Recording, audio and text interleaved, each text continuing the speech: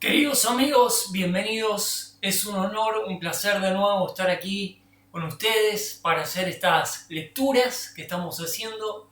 Hoy vamos a volver a Mateo.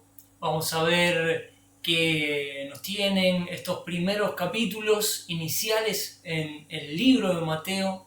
Y sin más dilaciones, vamos al editorial de este capítulo. El viaje de los magos. De acuerdo con las fuentes disponibles, las rutas de viaje desde Persia a Jerusalén en el viaje de los magos, magoi, la preparación requerida, el contingente, los protocolos de época y el tiempo de duración de semejante viaje hubieran sido aproximadamente los siguientes. El viaje de los magos desde Persia hasta Jerusalén se ubica en el contexto de la antigua ruta de la seda y posiblemente otras rutas comerciales terrestres conocidas que conectaban el imperio parto con Judea. Examinemos los aspectos relevantes según las fuentes históricas. Las rutas disponibles. Los magos probablemente hubieran seguido alguna de las rutas comerciales principales que conectaban a Persia, el imperio parto, con Judea. Ruta número 1, ruta del desierto sirio. Una de las rutas más directas desde la región de Mesopotamia, pasando por Babilonia y Damasco, que llevaba a Jerusalén. Esta ruta cruzaba el río Éufrates y pasaba por ciudades caravanas clave como Palmira. Ruta número 2, ruta del creciente fértil. Alternativamente, podrían haber seguido una ruta más al norte, bordeando el Éufrates hacia el noroeste a través de Aram, norte de Siria, hasta llegar a Damasco y desde allí descender a Jerusalén. Ambas rutas eran bien conocidas por los mercaderes y las caravanas, pero implicaban travesías por zonas semiáridas y desiertas. ¿Qué hay en cuanto a la preparación de semejante viaje? La preparación requerida. Un viaje de esta magnitud habría requerido una considerable planificación logística. Caravanas y provisiones. Para empezar, los magoi habrían viajado en caravanas con camellos o dromedarios, animales habituados para largos trayectos por el desierto. Necesitaban llevar, lógicamente, alimentos, agua, tienda, material combustible para la travesía. En cuanto a la seguridad, era habitual que viajeros de alto nivel, como podían ser los magoi, que eran nobles, contaran con guardias, escoltas armadas para protegerse de los habituales robos por parte de bandidos y otras amenazas, bandas de ladrones en el camino del desierto. Además de esto, hubiera sido necesario llevar intérpretes y guías. Podrían haber contado con guías locales que conocieran bien las rutas y las posibles dificultades, así como intérpretes para las diferentes lenguas que se hablaban a lo largo de todo ese trayecto.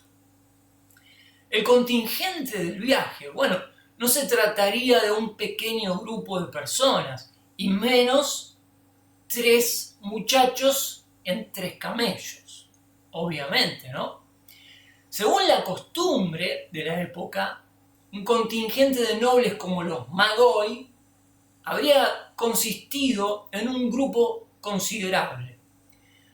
Primero, caravaneros y animales de carga. Los camellos llevarían mercancías, regalos y suministros. Esto sugeriría que no viajaban solos, sino acompañados por caravanas de comerciantes y de sirvientes. Escoltas, como nobles, es muy probable, era la norma. Que hubieran contado con protección militar o una escolta armada importante, adecuada al largo camino potencialmente peligroso en la época. ¿Qué hay en cuanto a los protocolos de la época? Bueno, los magos, posiblemente astrólogos, sabios de la corte persa, habrían seguido los protocolos diplomáticos y culturales al entrar en contacto con las autoridades de los reinos por los que pasarían. Esto requería en muchas ocasiones autorizaciones para viajar. El Imperio Parto y las autoridades locales a lo largo del trayecto habrían tenido sistemas de control sobre las caravanas, especialmente en tiempos de guerra o tensiones políticas, y los viajeros diplomáticos solían portar salvoconductos. La presentación de obsequios era una costumbre entre los gobernantes y los nobles, como buena señal de fe, lo que se alinearía con la narrativa bíblica en la que los magos portaban oro, incienso, mirra y regalos para el rey que iban a ver. Con respecto a las culturas locales, cada región atravesada tendría sus propias costumbres y tradiciones que los magos habrían respetado para evitar cualquier tipo de conflicto. La duración del viaje dependía de la ruta elegida y de las condiciones del camino. La distancia y la velocidad de la caravana hay que calcularla. La distancia entre Persia y Jerusalén podía rondar entre 1200 y 1500 kilómetros, dependiendo de la ruta exacta. Las caravanas solían cubrir entre 20 y 40 kilómetros por día, dependiendo del terreno y las condiciones climáticas. A un ritmo de 30 kilómetros por día, el viaje habría durado entre 40 y 50 días, aproximadamente 2 meses, aunque podría extenderse si se presentaban dificultades o desvíos. En resumen, el viaje de los magos desde Persia a Jerusalén podría haber sido una empresa considerablemente grande, con una ruta que atravesaba tierras desérticas y ciudades claves, exigía una logística rigurosa y una duración estimada de aproximadamente 2 meses, cumpliendo con protocolos diplomáticos y de seguridad presentes. No cabe ninguna duda que el contingente fue importante. El registro bíblico dice que Herodes los recibió en persona. Si ustedes pasan tiempo leyendo un poquito acerca de quién era Herodes el Grande, se van a dar cuenta que Herodes no recibía a cualquier persona. Bueno, en este caso Herodes los recibió en persona, y además la Escritura nos dice, leyendo así de forma aplicada, que la ciudad de Jerusalén se conmovió. Toda la ciudad de Jerusalén se conmovió. No solamente esto, sino que también implica en ese contexto, dice que se conmovió con todos sus príncipes y sacerdotes. El hecho de que Herodes recibiera a los magos en persona y que toda la ciudad de Jerusalén se conmocionara con la llegada, sugiere que no eran simple y llanamente 3 personas al lomo de un camello, de varios camellos. Esto sugiere que había un contingente impresionante. Para estimar el tamaño de este grupo podemos basarnos en lo que sabemos de las caravanas diplomáticas y nobles de la época, teniendo en cuenta el estatus social que tenían los nobles de las cortes persas, los protocolos de seguridad y los medios de transporte disponibles. estamos hablando de un contingente de alrededor de 100 personas, incluidos los sirvientes, los intérpretes, los médicos, los siervos, las guardias, etcétera, etcétera, etcétera. Conclusión. Teniendo en cuenta que los magos, las escoltas, los sirvientes, los manejadores de los animales, otros acompañantes, es probable que el contingente rondara alrededor de las 100 personas. Esta cifra justificaría el revuelo que causaron en Jerusalén con la llegada de tal magnitud de personas. La ciudad no estaba habituada a recibir tanta gente del exterior y era fácilmente conmovible, pero no era fácilmente conmovible un rey como Herodes el Grande. El Evangelio de Mateo es el único que narra la visita de los nobles persas atravesando todo un desierto y llegando aproximadamente en el tiempo de los meses posteriores del nacimiento de Cristo. Es el único relato que aporta la visita de estos reyes y esto es consecuente con el relato y el propósito del autor, Mateo, que desea presentar ante la audiencia judía a Jesucristo como el Rey de Israel. El Rey por el cual preguntaron los reyes cuando llegaron diciendo: hemos venido a adorar al Rey de los judíos. Bienvenidos al estudio de Mateo.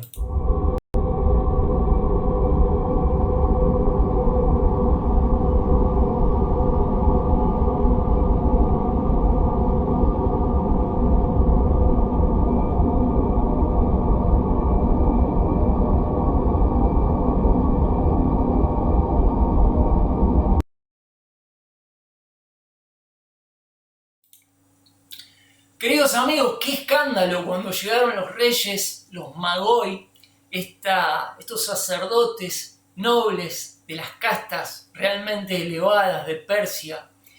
Se ha dicho con bastante acierto, en mi humildísima opinión, que la influencia que produjo en su época, 6 siglos antes, Daniel en el reino de Media y de Persia. No se olviden que Daniel había sido una especie de primer ministro del reino de Babilonia y posteriormente, con la caída de Babilonia, llegó a ser otra vez, no cabía duda de las capacidades que tenía ese muchacho, ¿no? Aunque ya no era tan muchacho para la época, llegó a ser el primer ministro también del imperio medo-persa, de los persas más que nada, del imperio parto. Es una cosa impresionante, pero haciendo un estudio minucioso, leyendo, investigando, buscando, uno encuentra la coherencia que hay con la manera en la que la cultura persa cuidadosamente guardaba los registros de todos aquellos sabios y gobernadores que habían pasado por el imperio, y Daniel no era una excepción. Daniel no era una excepción a esa norma. Claramente nos habla, creo yo, que la razón por la cual habitaba esa fe en Persia 6 siglos después de la presencia de Daniel era precisamente por la influencia que había producido en su tiempo, y sin duda la presencia de los manuscritos de la ley y los profetas a disposición de los sabios persas, que evidentemente perseveraban hasta el tiempo en el que había nacido Jesucristo. Estos reyes, que se supone que eran 3 por la cantidad de presentes que nos presenta la Escritura, habían hecho un largo viaje. Era algo extraordinario. me gustaría entrar mucho más en los detalles del protocolo del viaje que hicieron. Es apasionante, pero bueno, no los quiero aburrir y prefiero que cada uno por ahí lo investigue por sí mismo. Las fuentes de este editorial van a estar en la descripción del video. Pero qué escándalo, digo, ¿no? Cuando llegó este contingente. A mí me frustra, en un sentido, la caricaturización, difícil la palabra, la caricaturización que se hace de los magos, ¿no? Esta forma de presentar a los magos como tres individuos que cruzan un desierto al lomo de 3 camellos en poco tiempo y se presentan ahí ingenuos, ¿no? Como diciendo, no sé, venimos a ver al rey de los judíos. Bueno, esto nada más lejos de la verdad, nada más lejos de la verdad.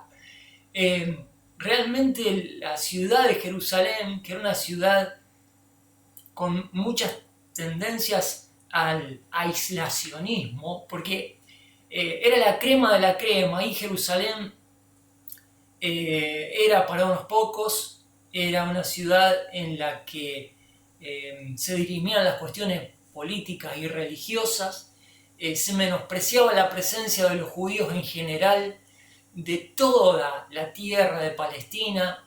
La discriminación allí era tremenda, ¿no? Ahí las sociedades judías en la periferia de Israel, alejados de Israel, eran mucho más distendidas. En el norte, en Galilea, donde crece Jesucristo, donde se desarrolla, ¿no? A lo largo de su vida, la vida era muy diferente en Nazaret, en el norte de Israel, en Galilea.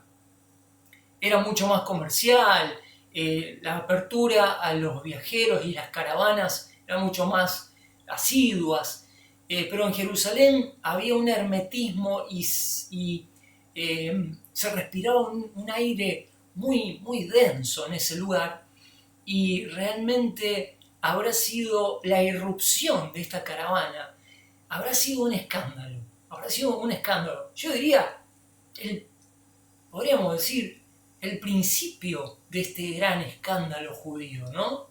Porque después de este gran escándalo va a llegar el tiempo mucho tiempo después, va a llegar el escándalo provocado por el ministerio de Juan el Bautista, que no se hizo en Jerusalén ese ministerio, pero que repercutió profundamente en Jerusalén. Y a medida que aparecían las señales de parte de Dios que anticipaban la llegada del Mesías, ya sea por medio del nacimiento, ¿no? Por medio de la visita de los magos, más adelante por el ministerio de Juan, etc., el escándalo que había dentro de Israel, especialmente en Jerusalén, era tremendo, era de unas proporciones increíbles. Y yo los invito a que piensen, a que traten de escenificar en sus mentes lo que habrá sido la llegada de ese contingente a las puertas de Jerusalén, el alboroto, ¿no? La chusma, lo que habrá sido increíble. Pero bueno, vamos al PDF, ¿no? Tratemos de entrar en el PDF. Hay una gran lección en todo esto, ¿no? Y es el hecho de que nadie estaba preparado en Jerusalén con semejante noticia. Llegan los magos en plan, venimos a adorar al rey de los judíos. Amigo, ¿dónde está la fiesta? El rey que ha nacido. Venimos, pero entusiasmados. Hemos hecho 1200 kilómetros por el desierto. Tardamos 2 meses. Trajimos todos estos presentes. Atravesamos varios reinos. ¿Y dónde está el rey de los judíos que venimos a adorarle? Ya me imagino que está empezando la fiesta, ¿no? Para adorarle. y están todos los judíos, los doctores de la ley, Herodes vaya y pase, ¿no? Aunque tenía la fe judía, era un idumeo, era un gentil, pero había adoptado la fe judía, políticamente le convenía, ¿no? Pero los sacerdotes, los escribas, los fariseos, ¿cómo es que no tenían la más pálida noción del nacimiento? Y vienen unos gentiles de 1200 kilómetros a decirle: ¡Ey! ¿Qué pasó con el nacimiento del rey? ¿De qué rey dicen esto? Acá el único rey es Herodes. ¿Se imaginan lo que habrá sido Herodes? Habrá pegado una piña arriba del escritorio y estaban los judíos temblando así ahí a ver qué quería decir Herodes, porque Herodes era un asesino, más en esa época, era un anciano decrépito, totalmente loco de la cabeza, enfermo, un psicópata era. Había matado a su esposa, a su hijo, bueno, esto era la tradición, pero igual no deja de ser una cosa increíble, ¿no? Es una cosa impresionante. Mateo lo que quiere hacer es llevar al público, en mediados del primer siglo, llevar otra vez al público judío al cual le está hablando a reflexionar sobre esa vergüenza nacional que había supuesto el hecho de que los gentiles viajaron de 1000 kilómetros para adorar a Cristo y en Jerusalén no tenían la más pálida idea. Porque esto había pasado en un rincón. ¿Dónde estaba el Jerusalén que debía estar festejando la llegada del Mesías con todas las señales? No había lugar. No había lugar. No había lugar en el mesón, no había lugar en ningún lado para el rey de los judíos. Y Mateo, que le está presentando a los judíos incrédulos al rey rechazado, hace una retrospectiva y quiere ir poniendo estas cuestiones en evidencia. Hay que hacer un esfuerzo por entender lo que quiere decir Mateo, no lo que nosotros creemos que dice Mateo o lo que nos han enseñado en algún lado que dice Mateo. Despojémonos, ¿no? de los prejuicios que tenemos y tratemos de ver las cosas objetivamente. Yo cuando digo que Mateo no es para la iglesia y que Mateo habla a los judíos incrédulos, algunos se rasgan las vestiduras diciendo: no, esto es una herejía. Pero a ver, esto es lo que dice el texto. Bueno, seguimos. Vamos a entrar un poquito a ver a dónde habíamos llegado. La visita de los magos, capítulo 2. Capítulo 2, la visita del mago. Estoy leyendo el manual bíblico de Unger, un experto, un teólogo, una maravilla. Y les invito a que lo consideren, a este manual bíblico, que es una joya, como pocas joyas hay en la biblioteca cristiana hoy día. Estamos en el PDF de este manual. Yo felizmente he tenido 2 manuales de estos y me han parecido 2 lingotes de oro de gran valor.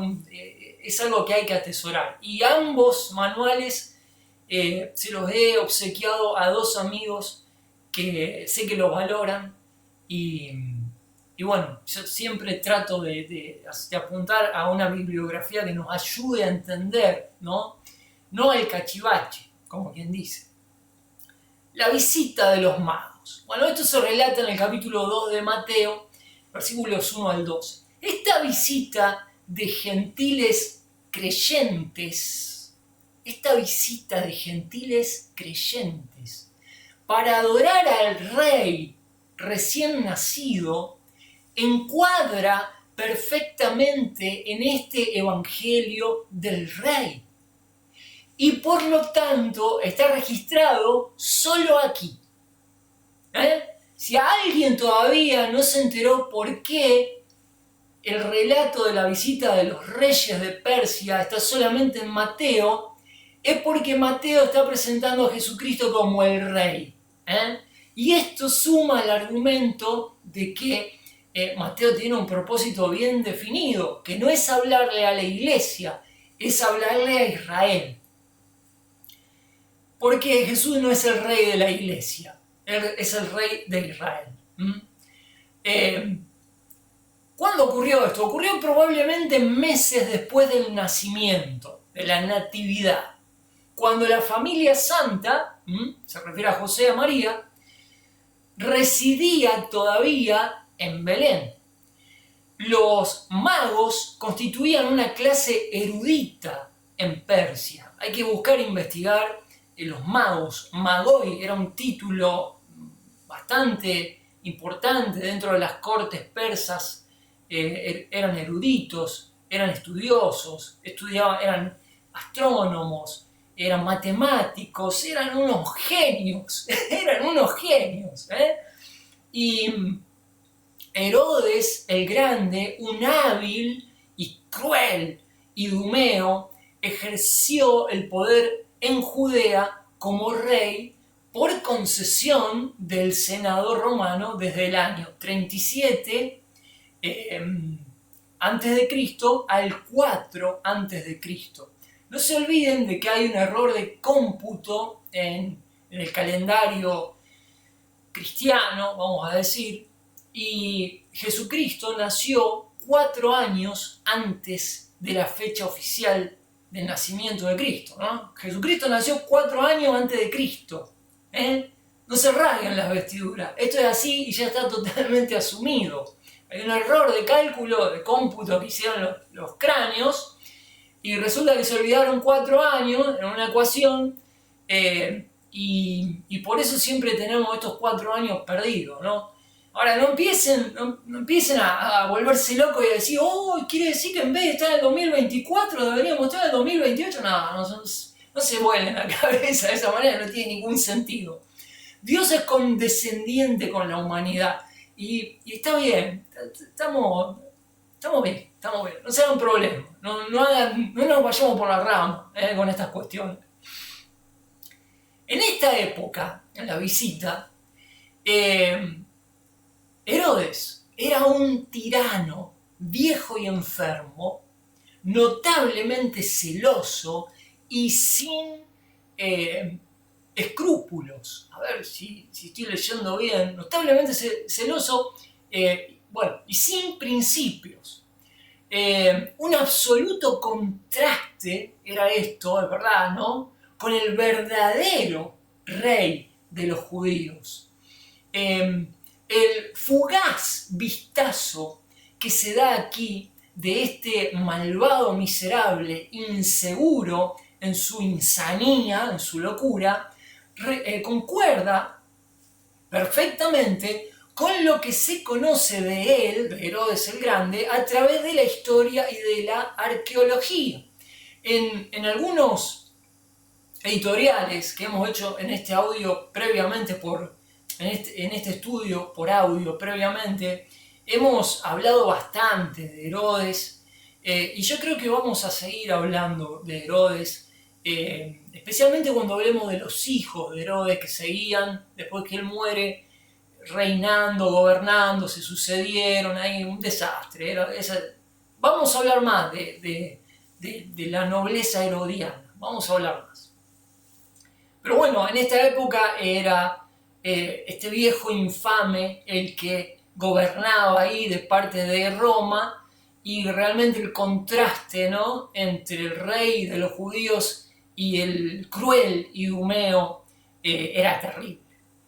Este Herodes fue quien llegó a asesinar a algunos de sus familiares y aparece como el asesino de los inocentes niños de Belén que hubiese deseado también asesinar al Mesías. Vamos a entrar al relato bíblico. ¿Se acuerdan cuando Herodes dice, bueno, vayan y que no quede nadie? Y el relato bíblico nos dice que de 2 años para abajo mataron a todas las criaturas en toda la región. Una cosa terrorífica.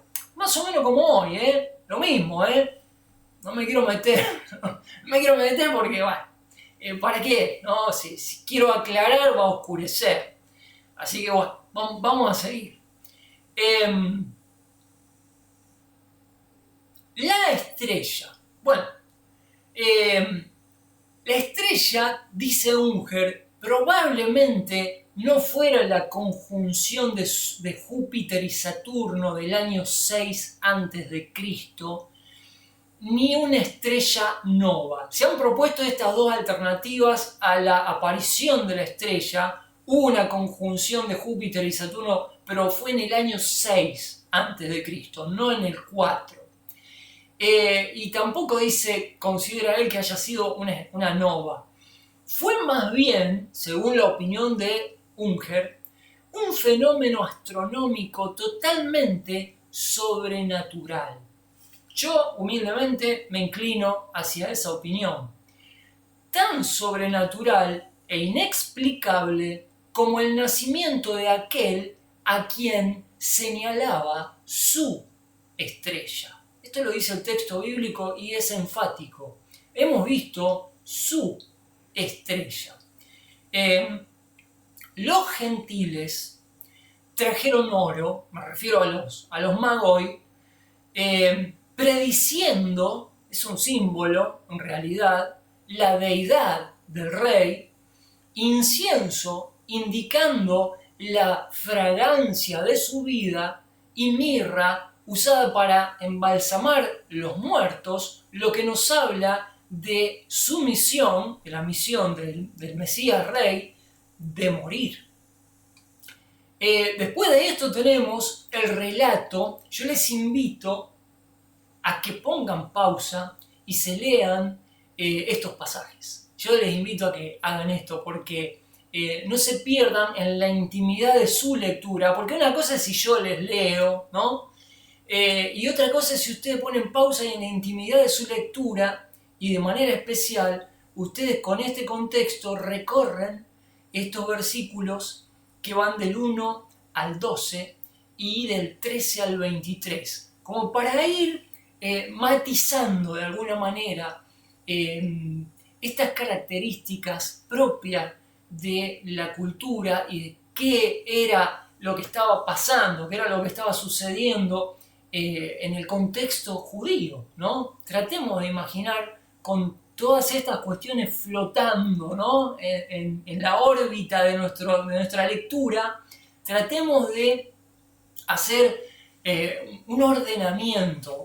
Hay una constelación de detalles acá que si son vistos, si son observados desde la perspectiva de Mateo como quien quiere hacer hincapié en el hecho de que el rey había nacido y no había nadie en Israel que lo adorara como rey, es más, había un rey idumeo, gentil, y que tuvieron que venir reyes de Persia para adorarlo y honrarlo. Estas son las cosas que nos hacen entrar en este teatro que yo les he propuesto de contemplar a la narrativa de Mateo como un judío que convoca a los judíos incrédulos y viene a hablarles, y nosotros como la iglesia, y especialmente de extracción gentil, estamos invitados, por supuesto, a tomar asiento en este lugar y escuchar atentamente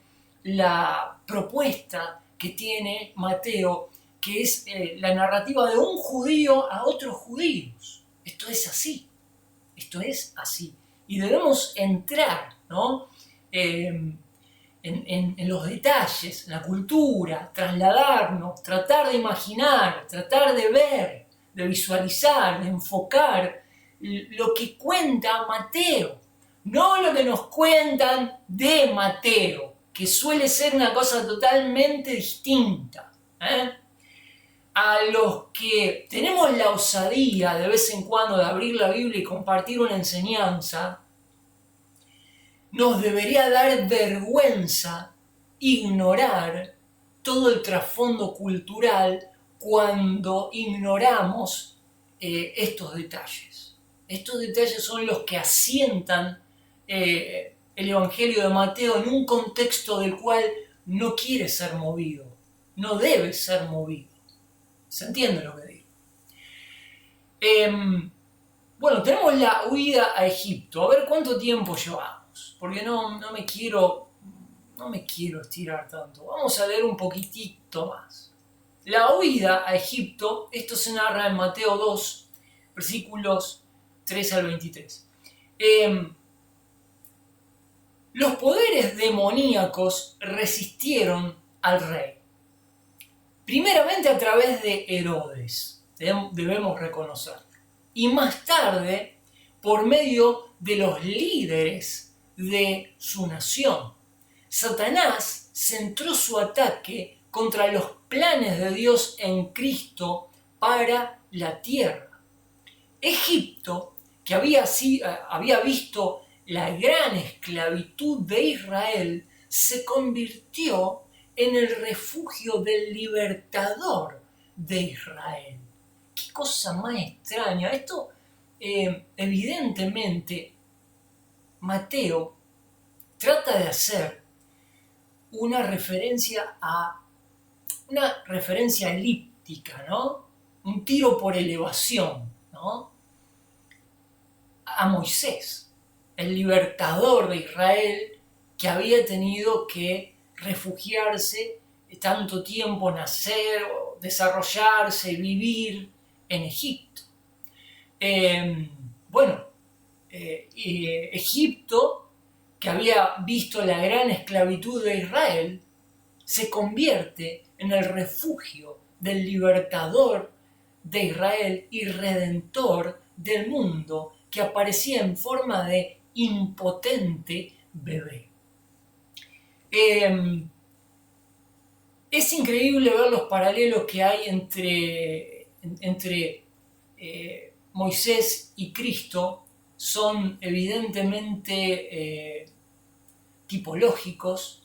Nosotros que estamos tratando de estudiar la tipología en nuestro otro estudio de escatología, para entender bien, vemos que esto es así. Además de esto, yo había mencionado la vez pasada que Mateo pone un bosquejo dentro de su libro que gira en torno a 5 divisiones que culminan en 5 grandes discursos y que trata de establecer un paralelo entre la ley, los 5 primeros libros de nuestra Biblia, y estos 5 grandes discursos en los cuales está bosquejado, estos 5 grandes divisiones en las que está bosquejado el libro de Mateo. Esto evidentemente tiene mucho sentido visto desde el punto de vista de un judío que viene a hablarle a los judíos del rey de los judíos. Tiene mucho sentido. Pero amigos, no me quiero extender más. Vamos a hablar en la próxima oportunidad de la huida de Egipto y vamos a entrar al capítulo 3 con el heraldo, el mensajero enviado de parte de Dios a Israel para anunciar la pronta aparición del Mesías Rey de Israel. Esto era la función de un heraldo. Para otra cosa no existe. Acá los oficios de Juan el Bautista como heraldo, como profeta y como sacerdote cumplen legítimamente roles que están emparentados con el ministerio de Dios a su pueblo Israel. No cabe otra lectura, salvo que se lo quiera desdibujar, ¿no? Salvo que se quiera hablar de que la iglesia es el reemplazo de Israel y cosas extrañas por el estilo, que ya vamos a entrar en profundidad. Pero hasta que lleguemos a eso, para demostrar que Israel y la iglesia son entidades completamente distintas, debemos, en principio, entender a Mateo en su contexto. La pregunta que hay que hacerle al texto es: ¿qué quiere decir Mateo ¿A quién les habla? ¿Por qué? ¿En qué condiciones, en qué circunstancias, con qué propósito Mateo presenta a Cristo de esta manera? ¿Cuál es el público? ¿Qué se dice entre el público? ¿Qué espera el público o qué no espera? ¿Qué debería haber esperado? ¿Cuál es la sorpresa que se lleva a Israel? ¿Qué decía la escritura profética para con Israel en cuanto a la aparición del rey Mesías? Esto es un tema judío y reviste una importancia fundamental el hecho de interpretarlo en su contexto. Esto se trata de un escándalo, del escándalo judío. Amigos, no me quiero estirar más, lo vamos a dejar acá. Paso a esta camarita principal y quiero agradecerles, quiero agradecer el hecho de que se interesen de manera privada, mandándome mensajes, haciendo preguntas sobre Mateo que no pienso contestar por privado, porque no tiene gracia. Prefiero volcar todas las cuestiones acá en estos humildes videos que hacemos para que haya un seguimiento, para que juntos compartamos este estudio desde una perspectiva estrictamente judía y entendamos eventualmente las diferencias entre Israel y la Iglesia. Dos instituciones completamente diferentes entre las que hay pocas cosas en común. Hay cosas en común, sí, pero muy pocas. Y tienen una naturaleza y unas características distintivas, realmente. Amigos, trataré en lo posible de cumplir también con el capítulo que corresponde al estudio de escatología, que espero poder hacerlo entre hoy y mañana. Tengo muchos contratiempos y algunas dificultades técnicas, estoy renegando con la compu, pero bueno, en la medida de lo posible lo haré. Les agradezco, nos estamos viendo, espero que esto les estimule a que abran Mateo con otra mentalidad cada vez que vayan a leer. Nos estamos viendo, cuídense.